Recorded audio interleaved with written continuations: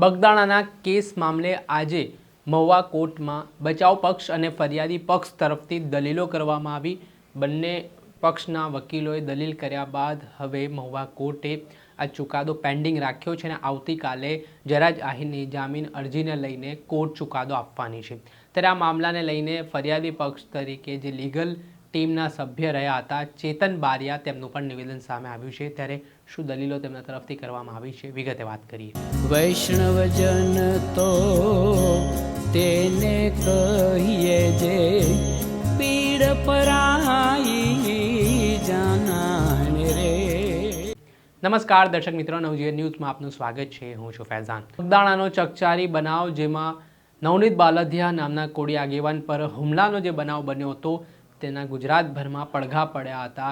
આ મામલાને લઈને કોળી સમાજના આગેવાનોની એન્ટ્રી થઈ હતી, નેતાઓ મેદાને આવ્યા હતા, ન્યાય સભા યોજવામાં આવી હતી। એસઆઈટીએ તમામ આરોપીઓની આ કેસમાં ધરપકડ પણ કરી હતી અને હવે આ મામલો છે તે કોર્ટમાં ચાલી રહ્યો છે।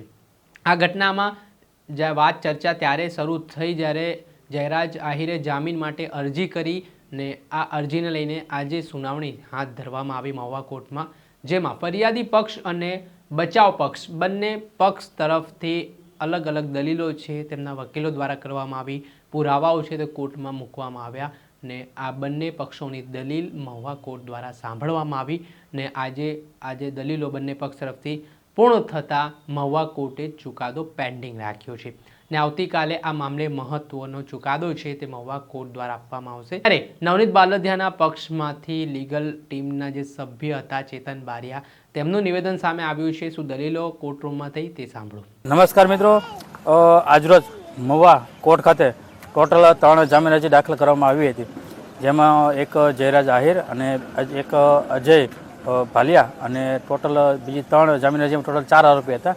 તો આજરોજ બંને પક્ષે જે કાંઈ પણ બચાવ પક્ષે હોય કે પછી મૂળ ફરિયાદી તરફે નવનીતભાઈ હોય તો અમારી ટીમે લીગલ ટીમે દ્વારા જે કાંઈ પણ આરોપીઓ હતા તેનો પોતાનો રોલ હતો એના બેઝ ઉપર માન્ય સુપ્રીમ કોર્ટ અને હાઈકોર્ટના જજમેન્ટ મૂક્યા હતા અને બચાવ પક્ષે પણ પોતાની રજૂઆત કરી હતી।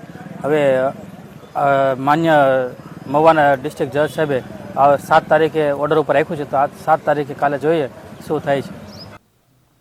આપણે સાંભળ્યા હતા ફરિયાદી પક્ષમાં રહેલા જે લીગલ ટીમના સભ્ય ચેતન બારિયા તેમનું નિવેદન સામે આવ્યું છે અને જે દરમિયાન તેમણે બંને પક્ષના વકીલોની દલીલને લઈને વાત કરી છે। જે ફરિયાદી પક્ષના વાંધાઓ હતા, જે પુરાવાઓ હતા તે કોર્ટને આપવામાં આવ્યા છે। ત્યારે હવે આવતીકાલનો દિવસ ખૂબ મહત્વનો છે।